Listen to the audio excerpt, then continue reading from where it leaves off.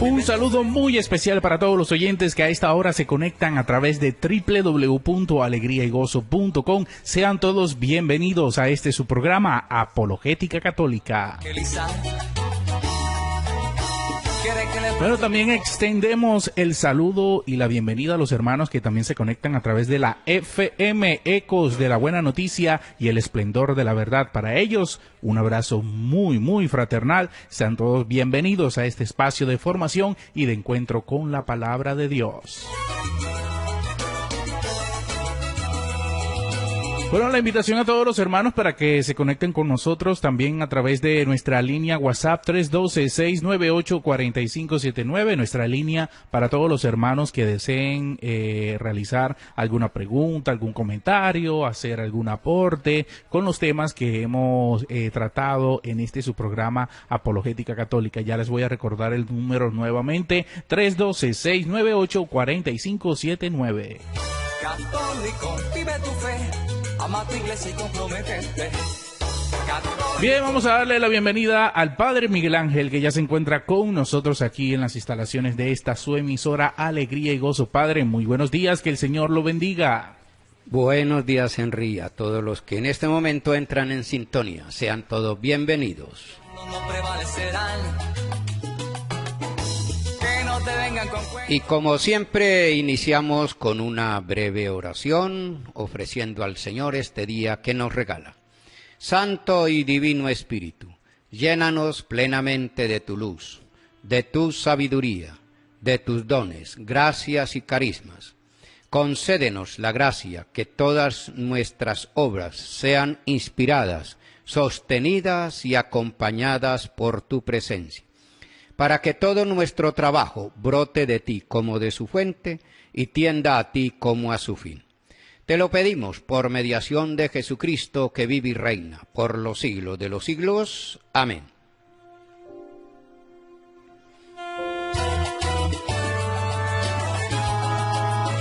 Muy bien, mi querida familia en el Señor, iniciamos nuestra enseñanza en el día de hoy, en el nombre del Padre, del Hijo y del Espíritu Santo. Amén.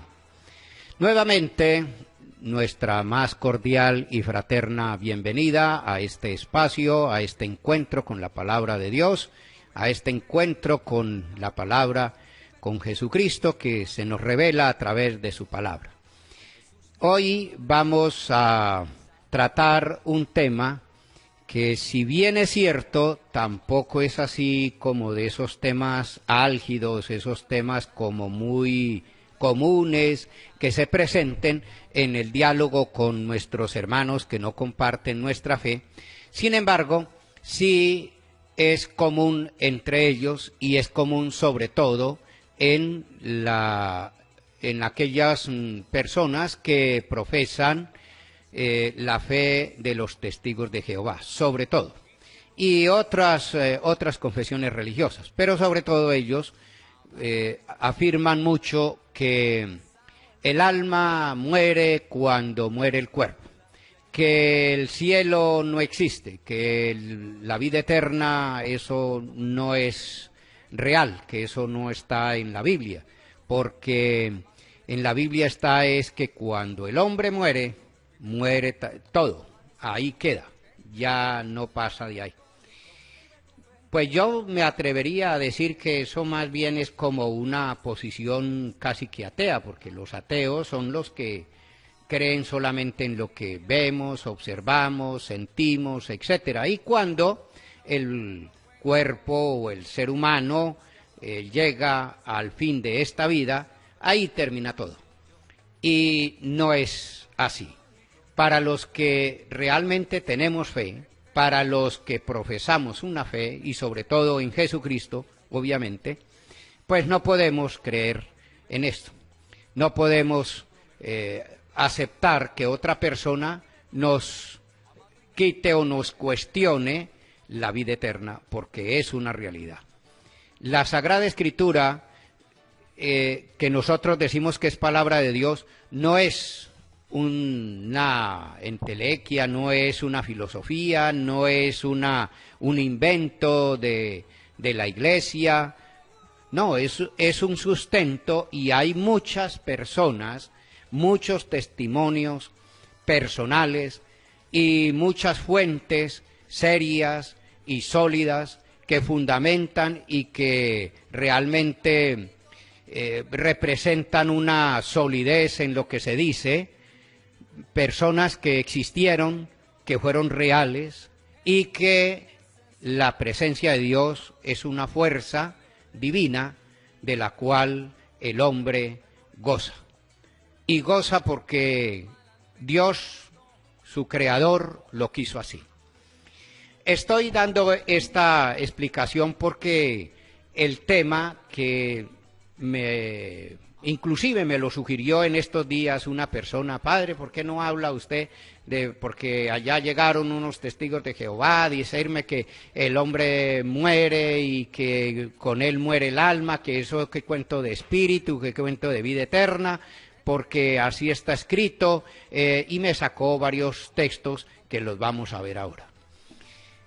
Quiero empezar haciendo alusión a algunos textos del Nuevo Testamento. Ustedes saben que para nosotros lo más fundamental, sin querer decir que no sea importante el Antiguo Testamento, lo más importante para nosotros, lo fundamental, lo básico, según la predicación de Jesucristo, un mandamiento nuevo os doy, es decir, una nueva alianza os dio, y todo lo anterior queda cumplido, y quedó cumplido cuando Él dijo en la cruz: todo está cumplido. De modo que todo lo anterior, todo el Antiguo Testamento quedó cumplido y llegó hasta Cristo, y de ahí en adelante nosotros estamos llamados, estamos invitados a seguir lo que Jesucristo, los apóstoles y demás, la Iglesia generalmente, nos ha propuesto durante todos estos 20 siglos, estos 21 casi siglos que llevamos, 2000 y pico de años que llevamos como fe, como profesando la fe católica. Entonces, San Pablo, en el Nuevo Testamento, nos va a alertar sobre el tema. Y nos dice, por ejemplo, en Primera de Corintios, vamos a leer algunos apartes, solamente dos textos de la primera carta a los Corintios. Primera Corintios, capítulo 15, versículo 12. Vamos a empezar con ese texto. Luego vamos a ver algunos textos que ellos le sacan a usted donde aparece que el alma muere con el cuerpo. Sí, eso lo dice la Sagrada Escritura, pero lo dice del Antiguo Testamento. Pero también en el Antiguo Testamento dice otra cosa. Vamos a escuchar. Ahora bien, si se predica que Cristo ha resucitado de entre los muertos, ¿cómo andan diciendo algunos entre vosotros que no hay resurrección de los muertos? Si no hay resurrección de los muertos, tampoco Cristo resucitó. O sea, y lo podemos plantear al contrario. Si Cristo no resucitó, pues entonces no tiene sentido nuestra fe. Creo que el mismo San Pablo ahí lo va a decir, ¿no? Ahí enseguida lo va a decir. Y si no resucitó Cristo, ahí está. Vacía es nuestra predicación, vacía también vuestra fe. No tendría sentido nuestra predicación y nuestra fe, ahí está muy claro. De modo que empezando ya con ese pensamiento de San Pablo, ya podemos nosotros empezar a certificar que realmente la vida eterna es una realidad. Eso no es un invento, eso no es, y San Pablo existió. Y San Pablo, ¿por qué lo dijo? Porque Jesucristo se le apareció, él tuvo una revelación de Jesucristo, y la conversión de él fue una conversión drástica, una conversión del cielo a la tierra, como se suele decir en la sabiduría popular. De modo que eso certifica que realmente la vida eterna es una realidad. Quise empezar y quise titular esta enseñanza con esta frase de los Hebreos. Eso está en los Hebreos capítulo 11, versículo 1. Dice que la fe es garantía de lo que se espera, prueba de las realidades que no se ven. Esa es como, digamos, como la fuente, como el núcleo de donde la teología cristiana ha sacado todo lo que nosotros llamamos fe. Ese es como el punto clave. Y por eso quise empezar por allí y colocarle como ese título. Porque vamos a mostrar con la Biblia, que realmente, primero, la vida eterna es cuestión de fe, primero. Y si ellos creen, si aquella persona que trae la Biblia cree, pues tiene que creer, porque si trae la Biblia es porque cree. Cree en la Biblia, cree cree que eso es palabra de Dios y cree en Dios. Entonces, no puede creer otra cosa, lo que dice San Pablo. ¿Cómo así? Perdóname, vamos a volverlo a leer para que quede reafirmado el pensamiento de San Pablo, que está respondiendo precisamente a todas aquellas personas que quieren hacernos como flaquear o tambalear o dudar en la fe. Ahora bien, si se predica que Cristo ha resucitado de entre los muertos, ¿cómo andan diciendo algunos entre vosotros? Bueno, sobre todo algunos que no son cristianos, bueno, que no son católicos, que el caso de los testigos. ¿Cómo andan diciendo los testigos de Jehová? ¿Cómo andan diciendo otras confesiones religiosas? ¿Siga? ¿Cómo andan diciendo algunos entre vosotros que no hay resurrección de los muertos? Que no hay resurrección de los muertos. Y ellos tienen ese libro. Y ellos dicen que ese libro, que es la primera carta a los Corintios, es palabra de Dios. Ellos también lo dicen que es palabra de Dios. Y entonces, ¿no habrán leído ese texto? ¿Se habrán pasado o le habrán arrancado esa página de la Sagrada Escritura? ¿O qué ha sucedido? Siga. Si no hay resurrección de los muertos, tampoco Cristo resucitó. Y si no resucitó Cristo, vacía es nuestra predicación, vacía también vuestra fe. O sea que ellos lo que están haciendo es predicando una cosa vacía. Pues, repita otra vez ese pedacito. Si no resucitó Cristo, vacía es nuestra predicación. Vacía es la predicación de ellos, la nuestra y la del que sea. La del que quiera predicar sobre Jesucristo, eso es vacío, eso no tiene sentido, es vana, no tiene ningún sustento. Si Cristo no ha resucitado, dice San Pablo. Vacía es nuestra predicación, vacía también vuestra fe. Vacía nuestra fe, o sea, no tendría sentido. Y ustedes pueden seguir allí, podemos seguir ahí leyendo, pero bueno, ahora vamos a pasar al versículo 44. Pasemos al versículo 44 para que ustedes noten cómo San Pablo refuerza, confirma y, digamos, edifica su predicación sobre una base muy sólida, precisamente con respecto a lo que acaba de decir. Por allá al final del capítulo, en el versículo 44, nos viene a decir lo siguiente. Se siembra un cuerpo natural. Se siembra un cuerpo natural, así como le sucedió a Cristo. Pues eso lo dice, por ejemplo, en Romanos capítulo 6, versículo 3. Si nosotros compartimos con Cristo la muerte, también compartiremos con Él la resurrección. O sea, Jesucristo compartió con nosotros la muerte. Quiero explicar, perdóneme, vamos a hacer aquí un pequeño paréntesis. Quiero explicar esto porque en una ocasión me encontraba con una persona de esas que no creen, bueno, que son como ateos. Y yo le decía justamente eso, haciendo referencia a lo que dice San Pablo en la carta a los Romanos, capítulo 6, versículo 3. Dice que si compartimos con Cristo la muerte, absolutamente todo en la naturaleza comparte con Cristo la muerte. Todos, sea ateo, sea creyente o no creyente, sea el que sea, cualquier ser vivo de la naturaleza comparte con Cristo la muerte, compartió. Pero los cristianos, los que creemos en esa palabra, los que creemos en ese Creador que nos hizo a nosotros, también mortales, y que colocó en nosotros, imprimió en nosotros un rostro de misericordia y bondad, de divinidad, de Dios, una imagen de Dios. También dice San Pablo, vamos a leer ahí el Romanos capítulo 6, versículo 3, vamos a leerlo para que noten ustedes cómo San Pablo dice que si hemos compartido con Cristo la muerte, compartiremos también con él la resurrección. Romanos 6, capítulo 6, versículo 3. Creo que es el versículo 3. ¿O es que ignoráis que cuantos fuimos bautizados en Cristo Jesús, fuimos bautizados en su muerte? O sea, compartimos con él la muerte. ¿Por qué? Porque el agua es signo de muerte, también es signo de vida, obviamente.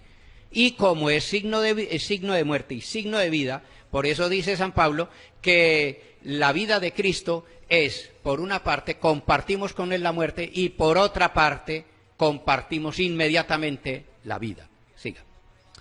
Fuimos pues con él sepultados por el bautismo en la muerte, a fin de que, al igual que Cristo, fue resucitado de entre los muertos por medio de la gloria del Padre, así también nosotros vivamos una vida nueva. Así nosotros vivamos una vida nueva. Esta vida no es nueva.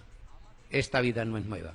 Esta vida es, de alguna manera, como dice la sabiduría popular, es prestada, de alguna manera, porque todos tenemos que experimentar la muerte. La muerte con Cristo, y después de la muerte con Cristo resucitamos, compartimos una vida nueva, una vida que es para toda la vida. Ahora sí, vamos a continuar con Primera de Corintios, capítulo 15, versículo 44. Para que ustedes puedan certificar y puedan ver y observar cómo San Pablo dice muy claro, y por eso la Iglesia no hace distinción entre alma y cuerpo, porque eso es un dualismo que para San Pablo no lo refiere.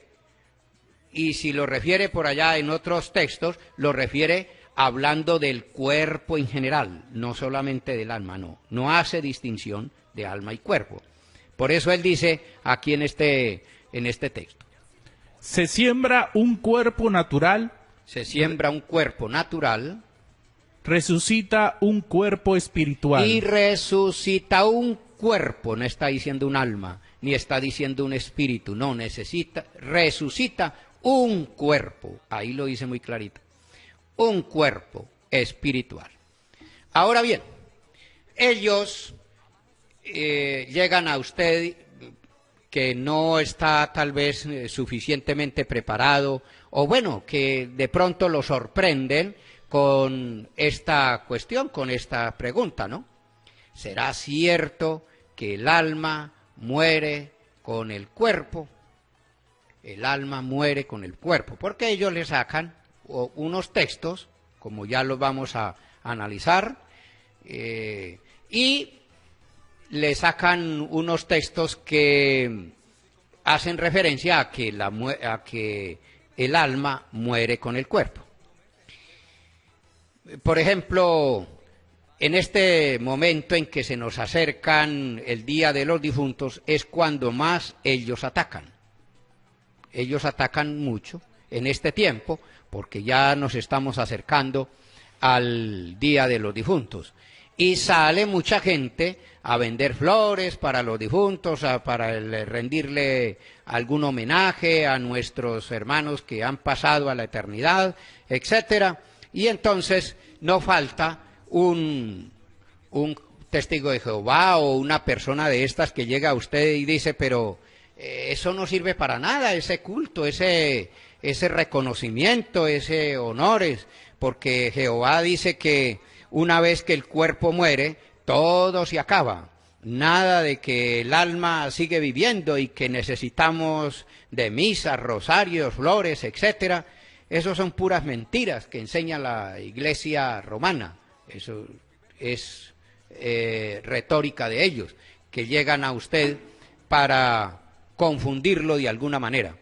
Porque como ya hemos dicho en otras ocasiones, pues ellos simplemente repiten lo que el pastor les repite o lo que el pastor les dice, pero ellos no se toman el trabajo, como ya lo vamos a ver ahora, no se toman el trabajo de leer lo anterior o lo siguiente del texto que a ellos les inocularon por todos los medios.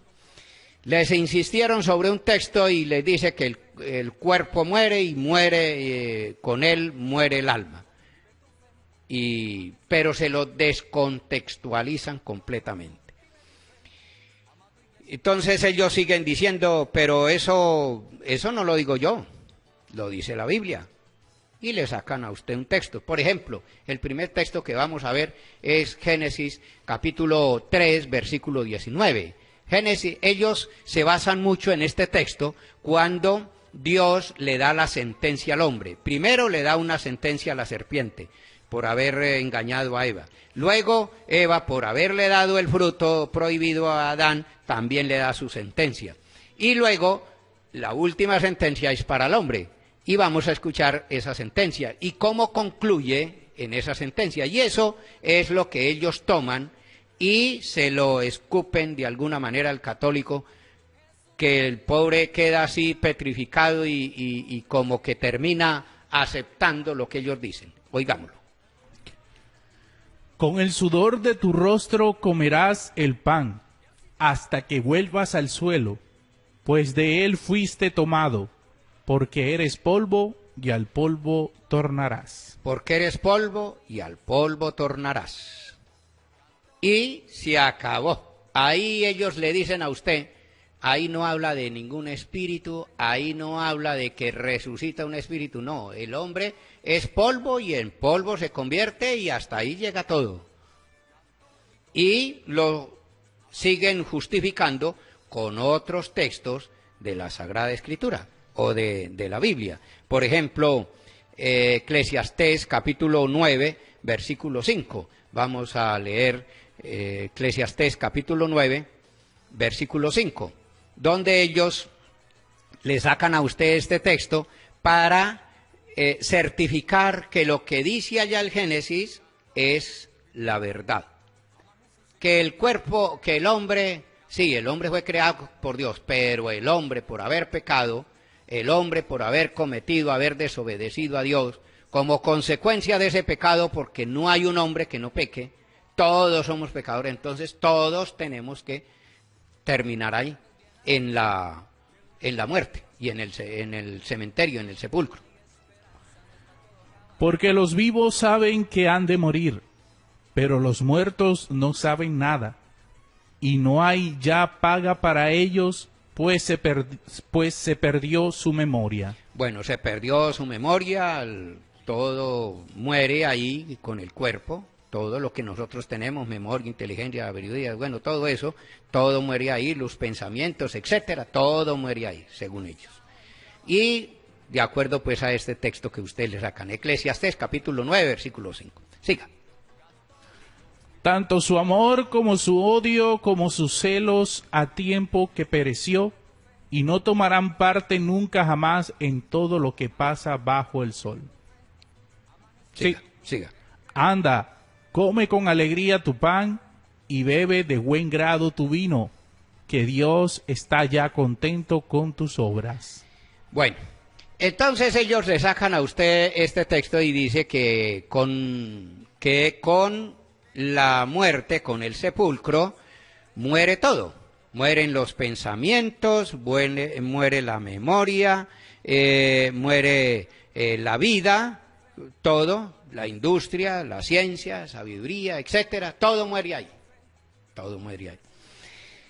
Ellos dicen, como puedes ver, ahí se dice claramente que en el sepulcro se acaba todo. Pero eso, pues, usted puede decirle, sí, pues eso cualquiera lo sabe. Si en un muerto, en un sepulcro, en un cementerio, en una bóveda, lo que hay es huesos, eso es lo normal. No podemos nosotros decir otra cosa, pues lo que está diciendo el Eclesiastés, pues es la verdad. Ahí muere eso, sí, es verdad, pero hay que hacerles notar que la Biblia tiene dos partes fundamentales, una que es el Antiguo Testamento y otra que es el Nuevo Testamento. En el Antiguo Testamento se predicaba de una manera, se tenía una imagen distinta y se tenía una concepción diferente frente a la muerte. El hombre moría, pero no había una explicación. ¿Por qué moría? Y no había una explicación tampoco para certificar que la vida continuaba. Era una formación o una preparación o una orientación como muy precaria en el Antiguo Testamento. Pero llegó el Nuevo Testamento para confirmar y para perfeccionar, como dijo Jesucristo en Mateo 5:17, para cumplir y perfeccionar lo del Antiguo Testamento, porque el Antiguo Testamento, la antigua alianza, era muy precario. Se inició, es como el ejemplo que yo a veces coloco, es como la raíz del árbol. El Antiguo Testamento es la raíz del árbol y lo que uno disfruta del árbol está en las ramas, que es su sombra y sus frutos, etcétera. De modo que eso lo sabemos. Y bueno, la gente o ellos seguirán insistiendo que con otro texto, por ejemplo, con el Salmo, hay el Salmo 146, el Salmo 146, 34. Salmo 146, 34. También ellos le sacan a usted este texto para tratar de seguir pues como confundiendo de alguna, sí, 34, Salmo 146, a ver si es el 30, no, es el 3, no, es que tal vez estoy equivocado, sí, el 3. No pongáis vuestra confianza en príncipes, en un hijo de hombre que no puede salvar. Su soplo exhala, a su barro retorna, y en ese día sus proyectos fenecen. En ese día los proyectos, los pensamientos claudican. Llegó el momento de hacer una pausa. No se vayan, que ahora en breve continuamos con nuestro tema de hoy. Esta es la iglesia que Cristo quiso fundar.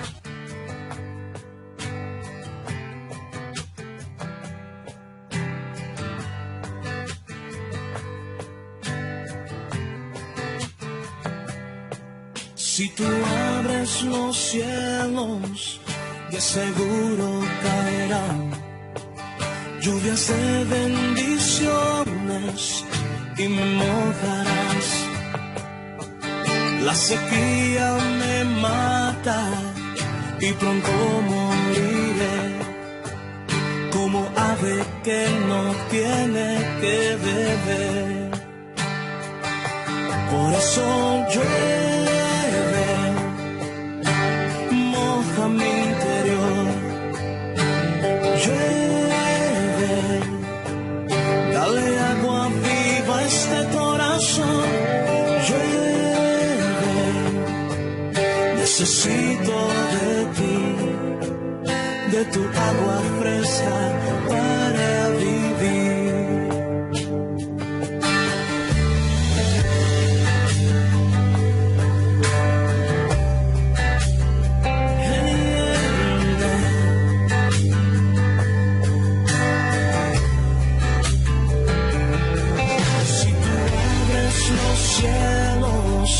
Diferente será, ver tu rostro es lo que siempre anhelado, disfrutar tu belleza y vivir para ti. Por eso Cristo ven y llueve sobre mí.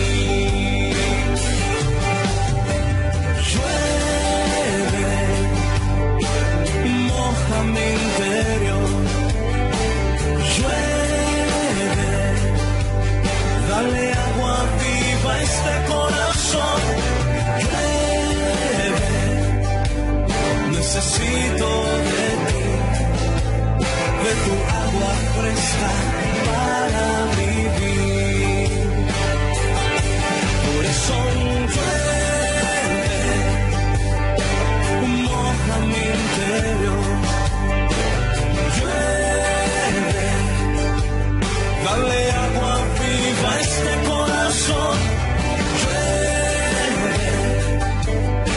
necesito de ti, de tu agua fresca para vivir.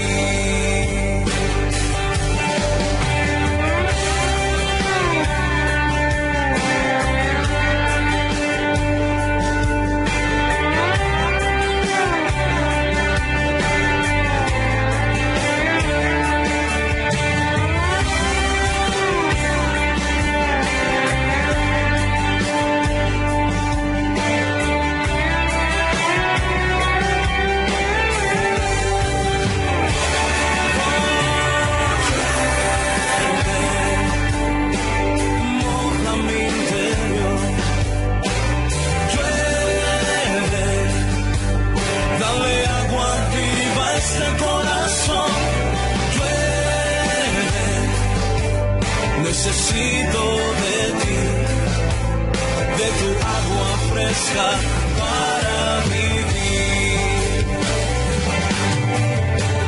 Llueve, moja mi interior. Llueve, dale agua viva a este corazón.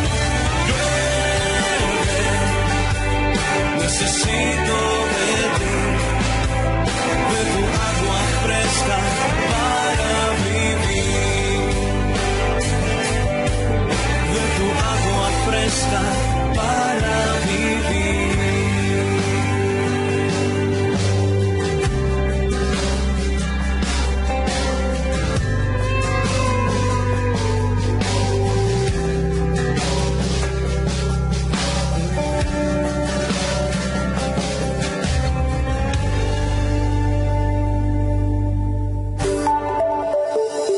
Alegría y Gozo Radio, emisora virtual.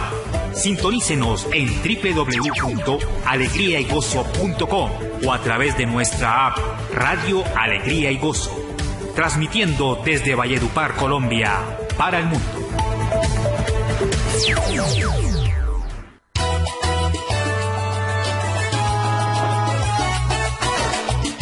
Muy bien, mi querida familia en el Señor, continuamos con nuestro tema de hoy, con este tema de la fe. La fe es garantía de lo que se espera, es garantía. Eso no es un cuento, no es una retórica pues pasada o antigua o que perteneció a la historia, no, es una realidad. Y estábamos analizando, vamos a volver a leer el Salmo 146, versículo 3 y 4. El Salmo 146, que ellos le sacan a usted, sobre todo, como hemos dicho, nuestros hermanos esperados, que algunos profesan la fe de los testigos de Jehová. Y ellos, fundamentalmente, son los que afirman que el alma no existe, que el alma, existe, pero en este mundo, y que cuando el cuerpo muere, o cuando morimos, muere todo, el cuerpo, el alma y espíritu y todo, ahí muere todo. Porque así, por ejemplo, este salmo lo dice. No pongáis vuestra confianza en príncipes, en un hijo de hombre que no puede salvar. Su soplo exhala, a su barro retorna, y en ese día sus proyectos fenecen. En ese día sus proyectos fenecen. Y ellos le dicen a usted, vea, en el día de la muerte perecen sus pensamientos. Eso quiere decir que el alma muere. Y usted, si no está bien preparado, pues termina como al menos dudando. Si no lo acepta, al menos dudando. Y uno le puede responder, bueno, el salmista solo está hablando desde el punto de vista material y humano. Hay muchos que confían, es verdad, hay mucha gente que confía en los poderosos, en los nobles, según la nobleza, pues en la sociedad, en los que creen tenerlo todo, poseerlo todo, posición económica, se creen dueños del mundo, etcétera. El salmista dice, no confíen en ellos. El día de la muerte de veras perecerán esos pensamientos y todo ese orgullo, toda esa prepotencia, todo ese poder, sueños, etcétera, todo eso se acaba. Esa es la verdad. De modo que lo que el salmista está diciendo es hablando de una realidad frente a lo que sucede con la muerte.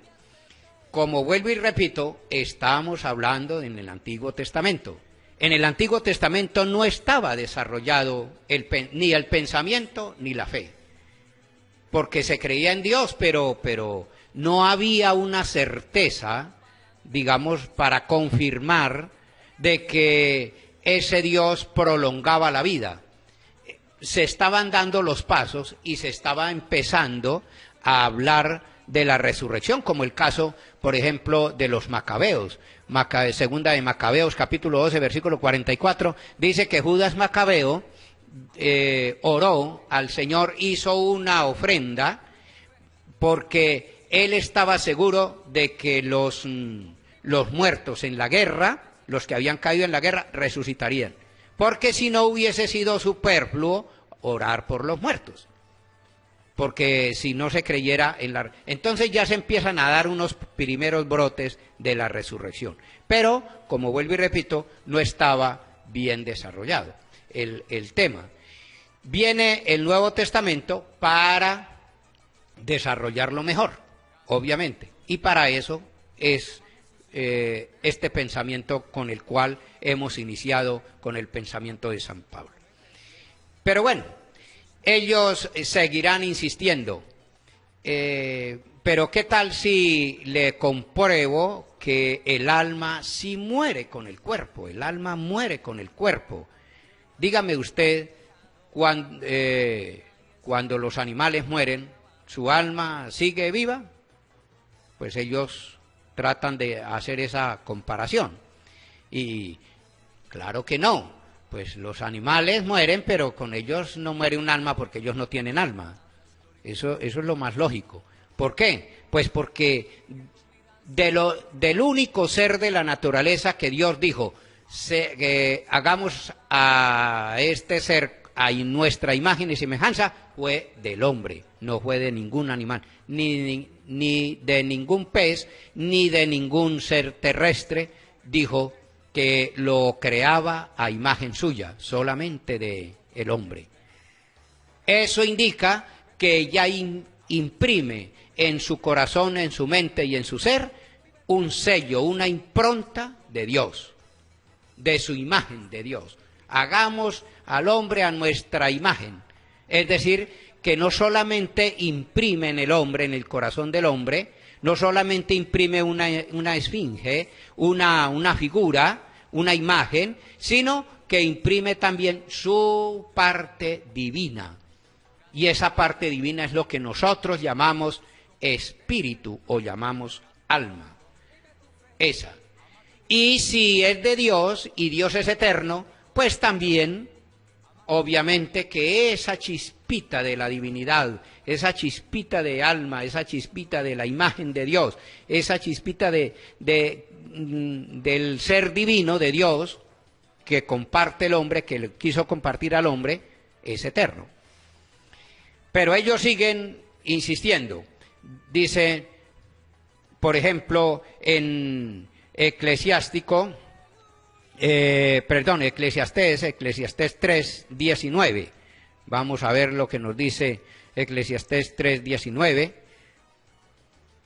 19 y 20. Lo que ellos le sacan a usted este texto y tratan de justificarle que el ser humano y el animal pues comparten, así no solamente comparten la muerte, sino comparten también el acabose total de la vida. Porque lo que sucede a los hijos de los hombres y lo que sucede a las bestias, un mismo suceso es. Un mismo suceso es. Es decir, le sucede a los animales, a las bestias, lo mismo le sucede al hombre. Siga. Como mueren los unos, así mueren los otros. Y una misma respiración tienen todos. Ni tiene más el hombre que la bestia, porque todo es vanidad. Bueno, ahí está. De modo que ellos le sacan a usted ese texto y ellos dicen que como el animal muere, como los seres de la naturaleza mueren, el hombre también comparte esa misma suerte. El hombre también muere. Y si muere el hombre, pues muere también todo. Porque ya con esos textos, pues ellos le dicen, fíjense bien, no hay superioridad entre el hombre y la bestia. Si usted dice que al morir los animales mueren junto con su alma, tiene que reconocer que con el hombre sucede lo mismo, como el mismo texto lo afirma.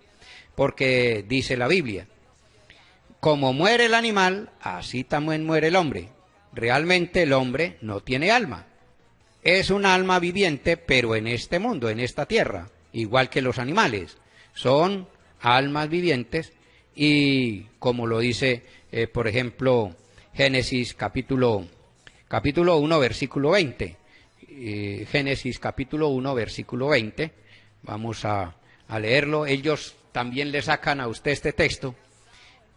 Es decir, ellos utilizan la Sagrada Escritura, pero tergiversadamente los textos. O sea, los textos los sacan de contexto, no leen ni lo antes ni lo después. Ya hemos insistido muchas ocasiones en esta situación, en este error que de alguna manera ellos cometen. Y ahí es donde está precisamente la falacia, o donde está precisamente la falencia, o donde está el error, precisamente en que no leen contextualmente el texto, sino que completamente descontextualizado. Y ahí es donde se comete el error. Vamos a escuchar. Génesis 1:20. Sí. Dijo Dios, produzcan las aguas seres vivientes y aves que vuelen sobre la tierra en la abierta expansión de los cielos. Y creó Dios los grandes monstruos marinos y todo ser viviente que se mueve, que las aguas produjeron según su género, y toda ave alada según su especie. Y vio Dios que era bueno. Bueno, allí entonces ellos dicen que las almas, porque ellos sacan una traducción donde aparece que las aguas, además de las aguas, hay un enjambre de almas vivientes, que Dios las creó. Eso significa, porque no había creado el hombre todavía, entonces significa que los animales también poseen un espíritu porque son creados por Dios.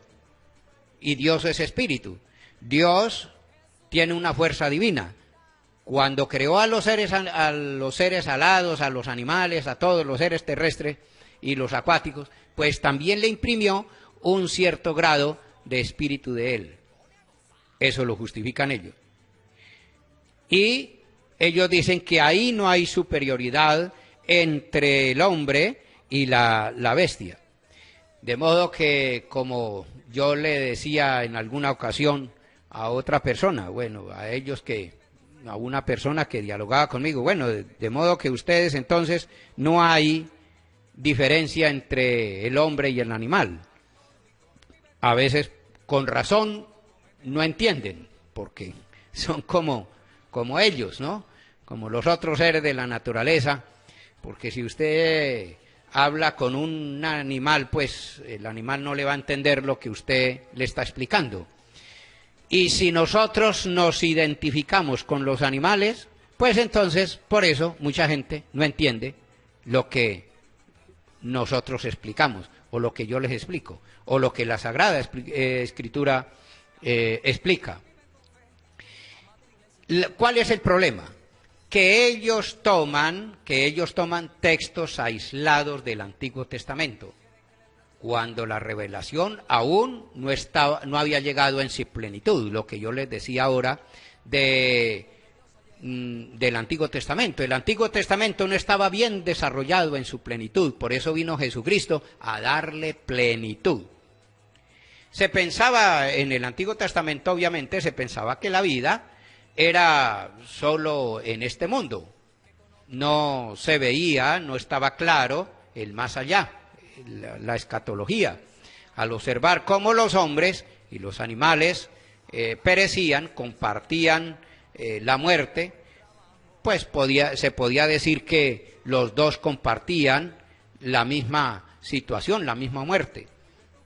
El cuerpo se descomponía y tanto del hombre como del animal concluyeron que no había diferencia, pues los dos iban al sepulcro, los dos tenían el mismo fin. Pero estamos hablando del Antiguo Testamento. Sin embargo, ya desde el principio incorporamos que el hombre, o decimos que el hombre es superior a los animales y a las bestias del campo, pues el mismo hombre fue creado a imagen y semejanza de Dios, y al hombre se le da esa autoridad sobre la creación. Es el único ser de la naturaleza al cual, dice la Biblia, que Dios le imprimió esa característica fundamental, que fue ser imagen de Dios. Hagamos al hombre a nuestra imagen y semejanza, como ya lo hemos leído y todo el mundo nos sabemos ese texto, que mande los peces del mar, en las aves del cielo, en las bestias y las fieras salvajes, etcétera, los reptiles, etcétera. ¿En qué sentido el hombre es imagen y semejanza de Dios? En que el hombre tiene algo que es inmortal, que es el alma.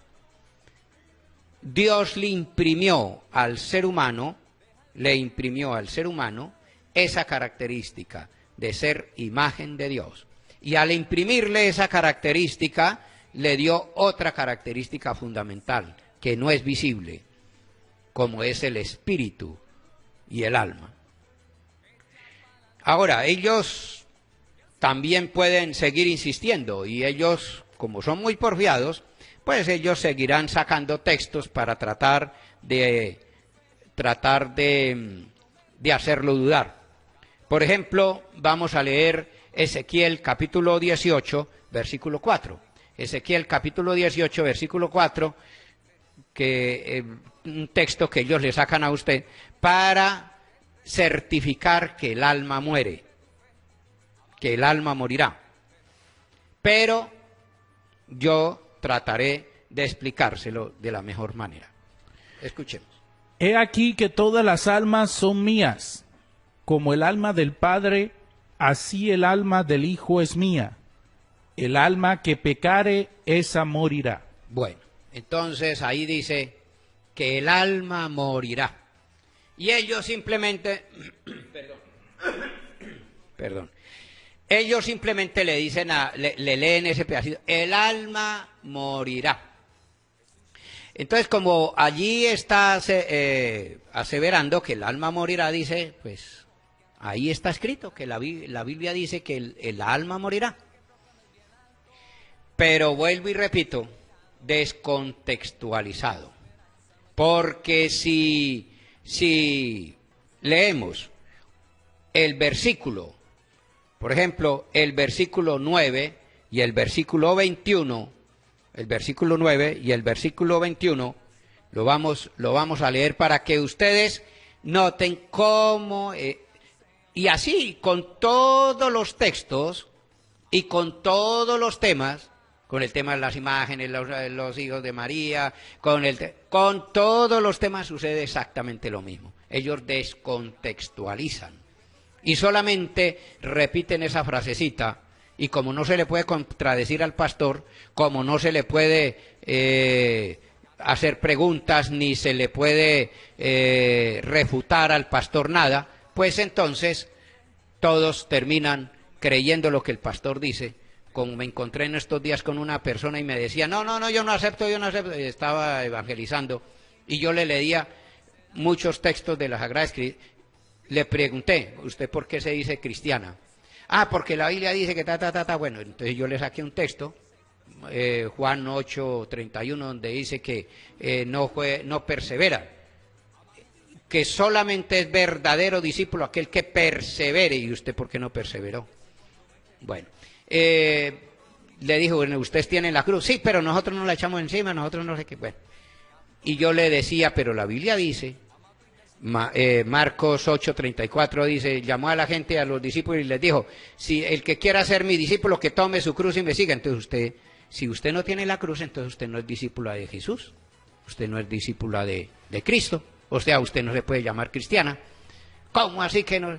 Bueno, le leí varios textos sobre la cruz, sobre la imagen, y yo le decía, bueno, según usted, según la Biblia, usted no es cristiana.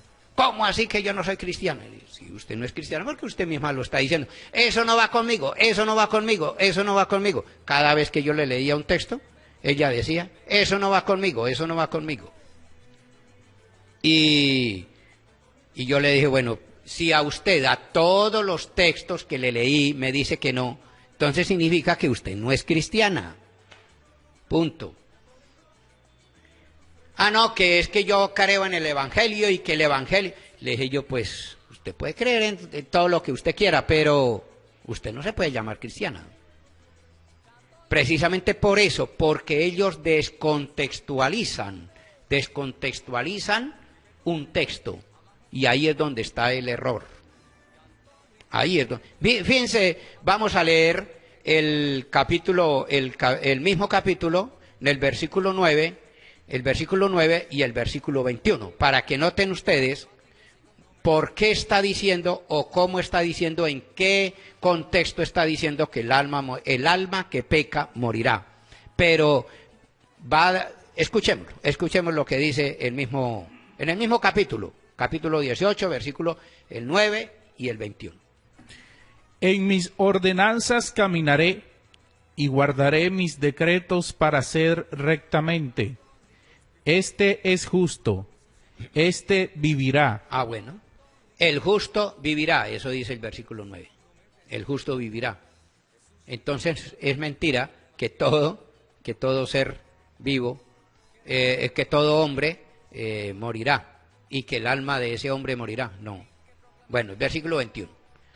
Mas el impío, es decir, el pecador, si se apartare de todos sus pecados que hizo, y guardare todos mis estatutos, e hiciere según el derecho y la justicia, de cierto vivirá, no morirá. Ah, bueno.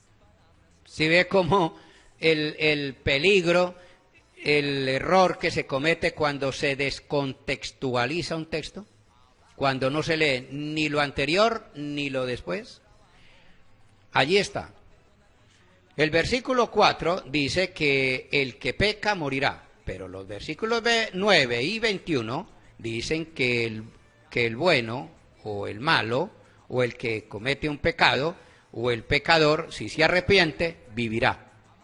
Y eso está perfeccionado en el Nuevo Testamento. Ustedes recuerdan, por ejemplo, Lucas capítulo 15, versículo 10 en adelante, el hijo pródigo. Allí está. Cómo el hijo pródigo se arrepiente, regresa al Padre y vive, se hace una fiesta. Teniendo en cuenta esto, pues podemos entender que aquí se está hablando de los que se van a salvar y de los que se van a condenar. Como ustedes recuerdan que la pregunta que le hacían a Juan Pablo II en su tiempo, hablando del infierno, y le preguntaban a San Juan Pablo II que si el infierno existía, y que si allí había gente. Y él simplemente se limitó a responder de esta manera: el infierno tiene sus habitantes. Sí, ¿por qué? Porque hay gente que blasfema, y hay gente que censura a Dios, y hay gente que no está de acuerdo con la iglesia ni con la fe, es decir, ateos realmente. Entonces, pues ellos se quedan fuera de la salvación. Porque si ellos pretenden, una vez que pasen a la vida eterna, por ejemplo el caso de Stephen Hawking, llega a la vida eterna, no se sabe él dónde esté, pero él negó siempre la existencia de Dios y que no necesitaba a Dios para vivir. Entonces, cuando llegue allá a la vida eterna y él vea el infierno y vea el cielo, él pretenderá llegar al cielo, porque para el infierno no querrá ir. Y entonces Dios le preguntará, bueno, ¿y usted por qué viene para acá si todo el tiempo usted estuvo despotricando o hablando o blasfemando de esto? De lo que usted ahora está pidiendo.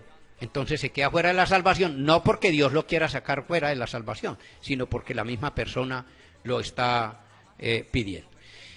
Hermanos y hermanas, ya llegamos al final de esta enseñanza. Continuamos en el otro programa, se nos acabó el tiempo, lamentablemente, pero el tema continúa porque es necesario clarificar. No hemos visto realmente los textos donde nos hablan de la inmortalidad del alma y que el cuerpo, y que el ser humano, y que el hombre, el creyente, resucita. Por eso vamos a terminar con una oración pidiéndole al Señor que nos acompañe en este día. Padre nuestro que estás en el cielo, santificado sea tu nombre. Venga a nosotros tu reino. Hágase tu voluntad en la tierra como en el cielo. Danos hoy nuestro pan de cada día. Perdona nuestras ofensas, como también nosotros perdonamos a los que nos ofenden. No nos dejes caer en la tentación y líbranos del mal. Y a la Virgen María, Madre de Dios y Madre nuestra, Dios te salve María, llena de gracia, el Señor es contigo. Bendita tú eres entre todas las mujeres y bendito el fruto de tu vientre Jesús. Santa María, Madre de Dios, ruega por nosotros los pecadores, ahora y en la hora de nuestra muerte. Amén. Y que el Señor los bendiga en el nombre del Padre, del Hijo y del Espíritu Santo. Amén. Recuerden nuestro lema: católico instruido jamás será confundido. Católico que lea, ningún protestante le cree. Buen día para todos.